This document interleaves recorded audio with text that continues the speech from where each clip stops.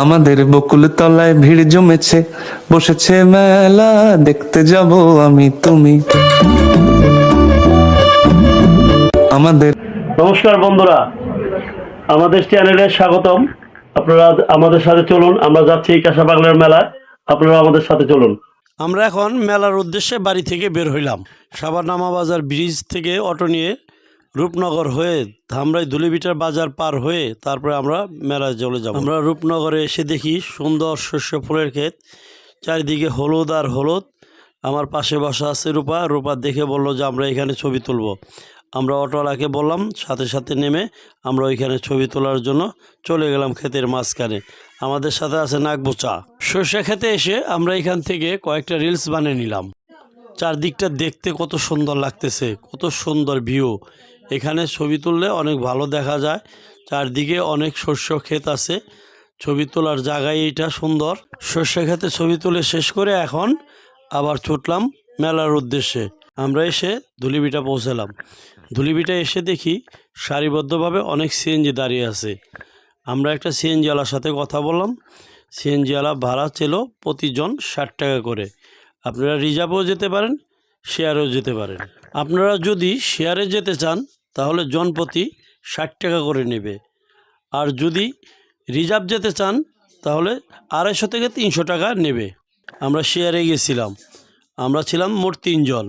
আমাদের খরচ হলো 180 টাকা। আমরা ছিলাম 3 জন, কিন্তু সিএনজিতে দরকার 5 জন। আমরা 2 জনের জন্য অপেক্ষা করলাম। অবশেষে আমরা চলে আসলাম কাঁচা পাগলার মেলায়। এই হলো পাগলা বাড়ি।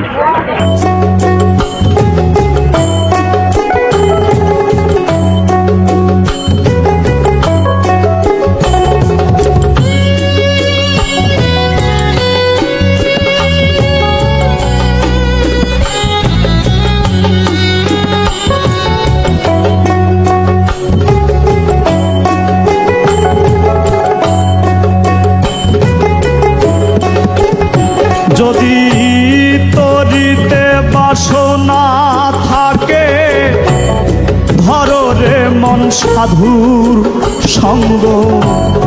তরিতে বাসনা থাকে, ধরো রে মন সাধুর সঙ্গ। ভজরে আনন্দের গৌরাঙ্গ, ধরো রে মন সাধুর সঙ্গ। ভজরে আনন্দের গৌরাঙ্গ।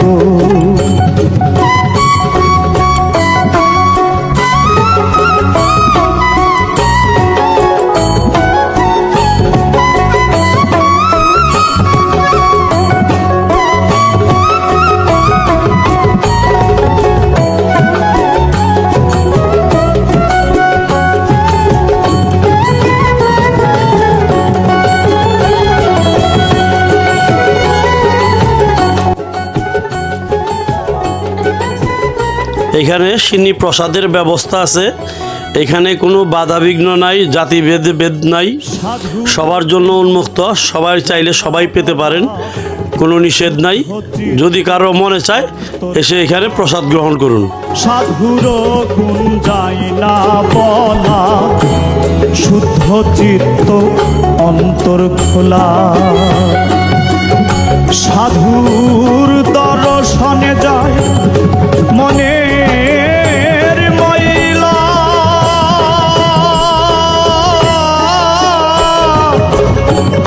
মনের ময়লা। এখন আমরা মেলা থেকে বাড়ির ঠাকুরের জন্য কিছু জিনিসপাতি কিনব। আমরা বাড়ি থেকে খাবার নিয়ে আসছি, সেই বাড়ি থেকে আনা খাবার এখন আমরা খাবো। আমাদের খাবার পরিবেশন করছে আবিরের মা।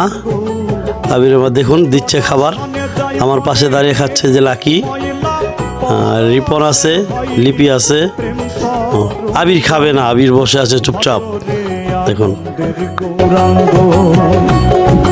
ধরে মন সাধুর সঙ্গ।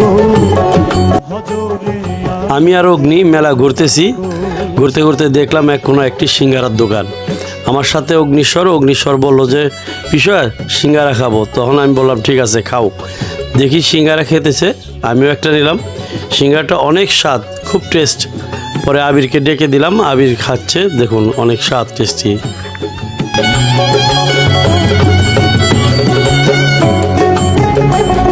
পাগলাবাড়ির সুপ্রাচীন ঐতিহ্যবাহী একটি পুকুর আছে। এই পুকুরের জলে স্নান করলে অনেকের পাপ মোচন হয় মনে করে, কিন্তু এই পুকুরে মাছও আছে, মাছগুলো পূজিত হয়। কেউ এখান থেকে মাছ নেয় না, ধরে না, বরং সবাই পুজো করে। আর এইখানে নতুন করে ঘাট বাঁধানো হইতেছে, পুকুরের কাজ চলিতেছে। এখানকার স্থানীয় লোক মুখে শুনতে পেলাম এখানকার মাছগুলো অন্যত্র রাখা হয়েছে সাময়িক সময়ের জন্য। পুকুরের নির্মাণ কাজ শেষ হলে আবার এখানে আনা হবে। মিত্র, আমার পিছনে যে পুকুর দেখতেছেন এটা কাঁসা পাগলাবাড়ির পুরানো পুকুর। অনেক পুকুরে, এই পুকুরে আমরা আসছি গঙ্গা স্নান করার জন্য। তো আমরা জল দিলাম, স্নান করা তো সম্ভব না, মাথায় জল দিয়ে চলে গেলাম। যে আপনার ইয়ে আছে না, যে নাগরদোলা আছে না, নাগরদোলা ওই সাইডে একটু সামনে ইউনিয়ন পরিষদের সামনে আছে। দেখা পারবো আমরা? হ্যাঁ, আপনি দেখতে পাবেন। মেলা ঘুরতে যেয়ে দেখলাম এক দোকানে স্মোক চিপস বিক্রি হচ্ছে। আমাদের সাথে অর্ঘ পণ্ডিত বলল আমি খাবো। দেখুন খাচ্ছে আর কিভাবে ধোয়া বের হচ্ছে, সাথে সাথে সবাই খাচ্ছে দেখে। মেলাতে আমরা সবাই চানাচুর মাখা খাচ্ছি। চানাচুর মাখাটা অনেক সুস্বাদু ছিল। মেলাতে ভিআর 360 ডিগ্রি একটা স্টল উঠেছিল, সেই স্টলে আবিরকে উঠিয়ে দিয়েছিলাম। সেখানে কালো চশমা পরে মুখ বন্ধ করে দিয়ে দেয়, এখানে অনেক দূরে দূরে নিয়ে যায়, অন্য জগতে চলে যায়। বড় বড় ডাইনোসর সামনে আসে, অজগর সামনে আসে। আমরা কাঁসা পাগলা মেলা থেকে এখন বাড়ির দিকে চলে যাচ্ছি। আমরা মেলা থেকে ঘুরে বাড়িতে আসলাম। আবার দেখা হবে নেক্সট ভিডিও। আপনারা ভালো থাকবেন, টাটা।